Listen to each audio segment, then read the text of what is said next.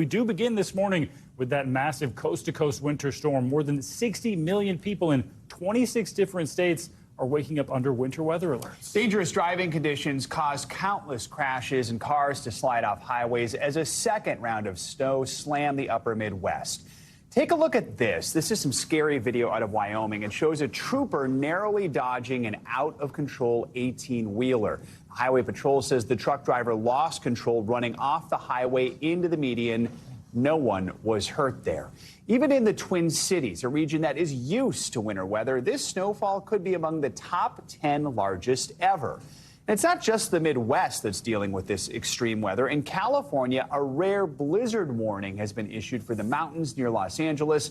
A storm there is expected to bring unprecedented snow, rain, powerful winds, and temperatures well below normal.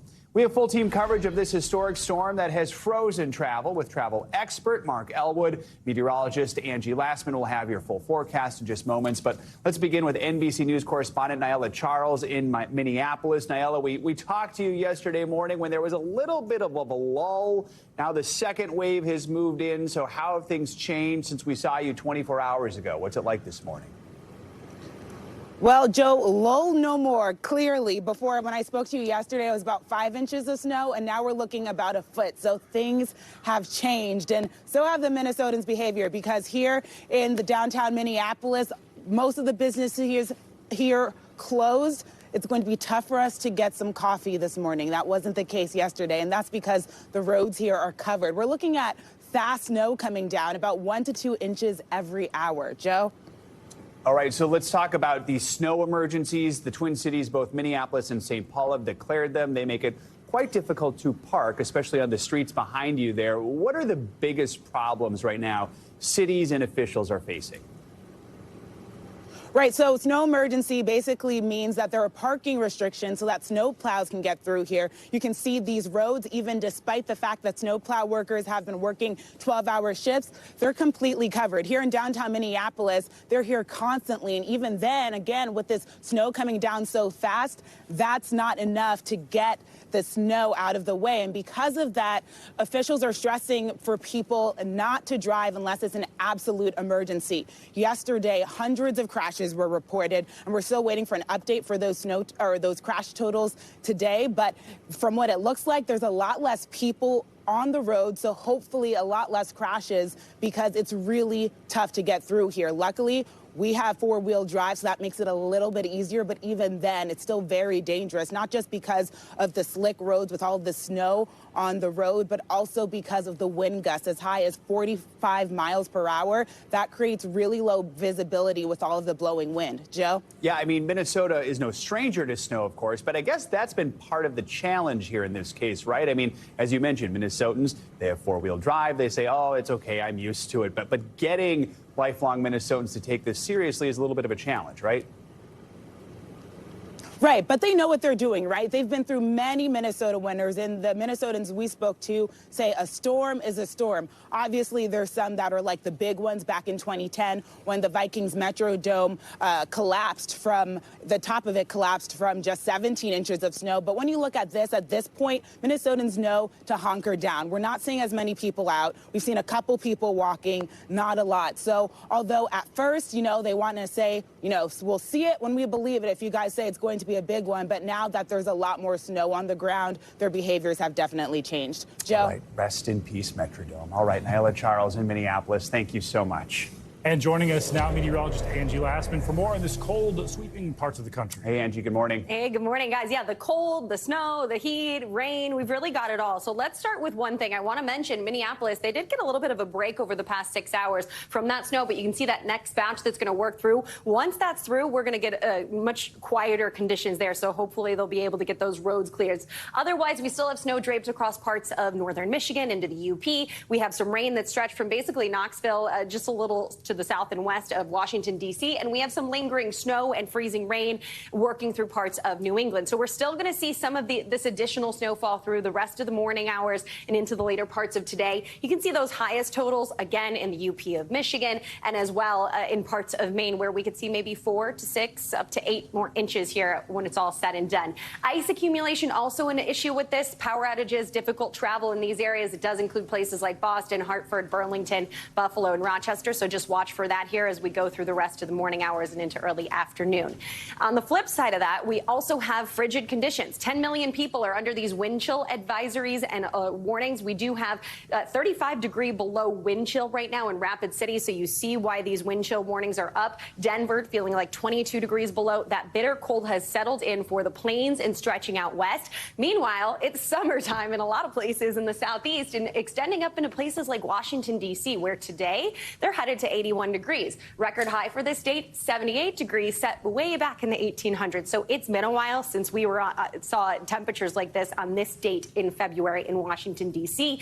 Orlando headed to 90 degrees. Really impressive warmth centered over the eastern half of the country for at least today. Meanwhile, cold conditions are settling in for the west, and that's because normally we see these systems that work on shore coming from the Pacific. This time we have it a little closer to the coast, working that cold Canadian air into basically directly into California. We're going to see record lows, and that means with the colder air, we also will see really low snow levels considering where we're expecting some of this snow to work in. Those storm impacts for northern California will include some snow, some rain as well, but you can see Santa Barbara, Los Angeles, and stretching down into San Diego. They're going to also deal with some of this ample rainfall that's working in just in time for Friday and into Saturday. We've seen the watches and alerts up for really a day or so already, and we'll see those continue. We're going to have ample amounts of rainfall in the Sierras as well, anywhere from 5 to 7 feet, and not to mention some gusty winds with that risk of flooding. So we also will see the potential for some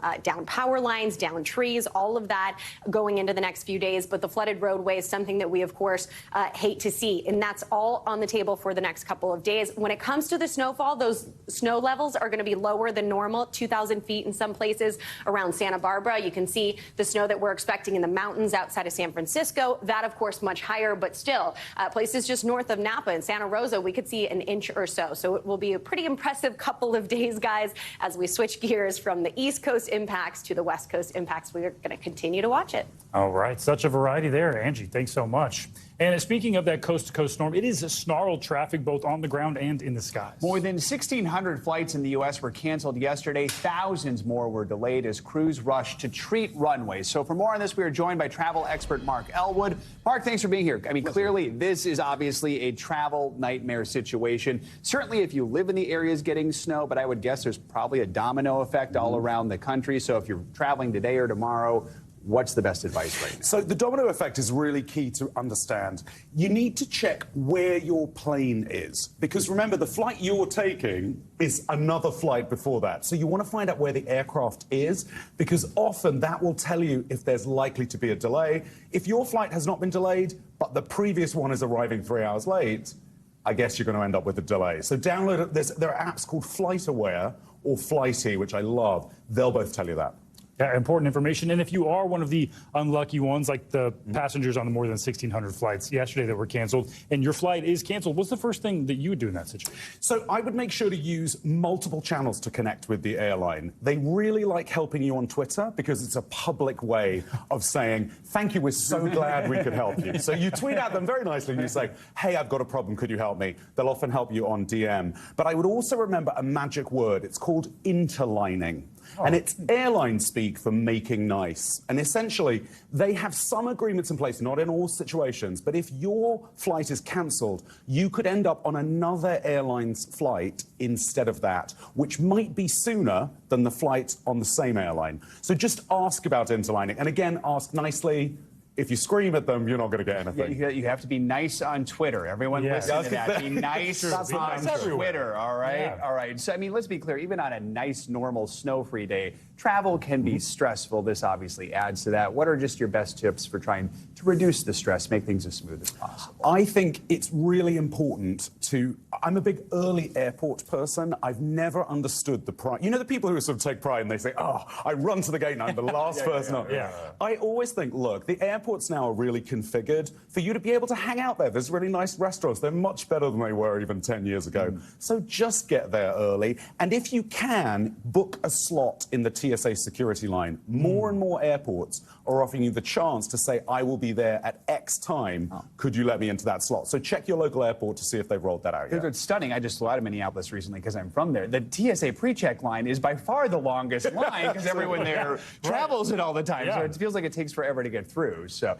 and then that one app you said is Flight-E, right? Flighty with a Y. So Flighty or FlightAware. And keep eye on where that plane is coming from, which is key. All right. Mark Elwood, thanks so much.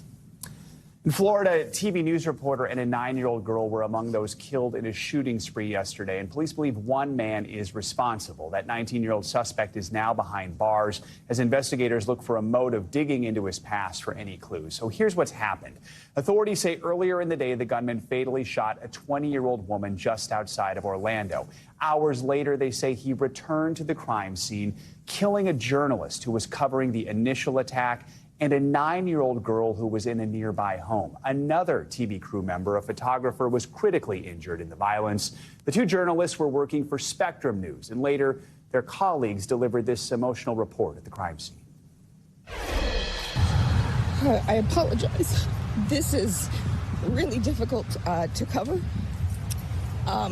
It is very emotional here at ORMC. I'm not even going to turn the camera because there are people here who knew that reporter. This is every reporter's absolutely worst nightmare.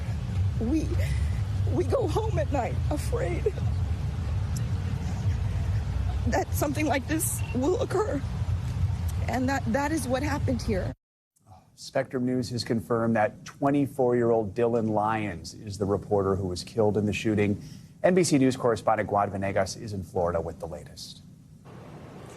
A terrible tragedy here in Orlando. It all began Wednesday morning when Orange County Sheriff says detectives were called to the scene where a woman in her 20s was shot and killed. Now, they began that investigation Wednesday morning, and hours later, a local news crew arrived to cover that incident, and two of the members of that news crew were shot. We now know that Spectrum has identified them. One is a photographer, Jesse Walden, and the other is a reporter, 24-year-old Dylan Lyons, who died of his injuries. Now, after the suspect shot the two individuals of that news crew, the sheriff says he walked over to a nearby home, entered that home, shot a mother, and killed a 9-year-old girl. The sheriff also identified the suspect who's been detained. It's 19-year-old Kevin Moses, who the sheriff says has a lengthy criminal history that included gun charges. As of now, that investigation continues as two individuals, both the photographer and the mother that was shot, continue to fight for their life in the hospital. Back to you. All right, Guad Venegas, thank you. All right, now to Ohio, where Transportation Secretary Pete Buttigieg is set to visit the town of East Palestine, which is the site of that train derailment and toxic spill that followed. It comes just a day after former President Trump made a stop there. Trump toured the community, met with local leaders, and donated pallets of bottled water to residents. And nearly 3 weeks after that disaster, the National Transportation Board is expected to release its preliminary report later this morning, which could include new information on the derailment and what caused it. NBC News correspondent Ron Allen joins us now from East Palestine with more on this. Ron, thanks for being here. So the NTSB said it will release that preliminary report later this morning. Do we have any insight right now on what those early findings could include? Yes, we've spoken to the chair of the NTSB, and she has said that the investigators have been looking at the mechanical problem as the possible cause of this derailment. There is some video footage from security cameras along the route from homes and businesses that, as far as 20 miles away from the derailment, shows sparks coming out from underneath the train, from an axle or wheel area of the train. And that suggests there was a problem. Now, what that problem was is unclear, and if that's in fact what caused the derailment is still not determined to be confirmed. We hope to hear more about that today. All of that suggests a lot of questions. whether there was some warning that the conductors, the engineer on the train, the crew, should have been aware of, something they could have done to prevent the derailment, what the mechanical maintenance records are of the train, what the policies and procedures are of the rail company. So a lot of questions will be raised by this report. Again, a preliminary finding, but it'll go a long way perhaps towards helping this community understand what happened. A lot of questions, hopefully some answers as well. And we mentioned that Secretary Pete Buttigieg set to visit the town today, just as that report is due to be released. So what is the significance of the timing of that visit? And do we know what else is on his agenda today? People here have been clamoring for the secretary to come, for President Biden to come, for that matter. There's a feeling here that the federal government has let this community down. And so Buttigieg's appearance here is being met with some skepticism, shall we say. Appearances matter, and some people feel that he or a high-ranking official should have come here, even though the EPA administrator has been here twice, and even though the EPA and the NTSB and other federal agencies say they have been here on the ground from day one. Now, when the secretary gets here, he's likely to emphasize safety, rail safety, and he's expected to be very critical of the rail companies. In recent days, he has called for new policies, reforms that basically will force the rail companies to increase safety and take on new safety measures like safer tank cars carrying hazardous chemicals, things that he says that these companies have been resistant to because they're trying to keep costs down. So that's expected to be the central theme of what the secretary is going to say when he's here. And speaking of the EPA, we've reported ongoing testings happening of the air and the water, and they've shown no health threats to the community right now. People, of course, are still worried that maybe those effects just haven't fully come into focus yet. So what are you hearing from people in the community? And how is Norfolk Southern, how are they responding to those concerns? People here are still worried, and I think people here are going to be worried because they are concerned about not just now, but 5, 10 years from now, what could be in their water, in their air, in the soil. There are a lot of farms here, and people are concerned. And yes, state, federal officials have been trying to be reassuring, saying that there is constant testing going on, that there is constant monitoring of the air, and that they are detecting no problems. But yes, there are still reports of people suffering symptoms, sore throats, runny noses, headaches, things of that nature, that they attribute to the crash, to the derailment, to the release of all those toxic chemicals. The rail company says that they are going to be here, that they are investing millions of dollars in this community, that they are going to make this community whole, that they're going to be here for the long run. The problem is that a lot of people just don't believe them. They see the rail company as big business, all about money. They think that as soon as the attention dies down, the rail company is going to go. The federal government is trying to assure this community that that's not going to happen, that they're not going to let that happen. But again, this is going to be a lot of tension here, a lot of issues here for some time to come. Such a long way to go. We'll be watching for that report. Ron, thank you. Thanks for watching our YouTube channel. Follow today's top stories and breaking news by downloading the NBC News app.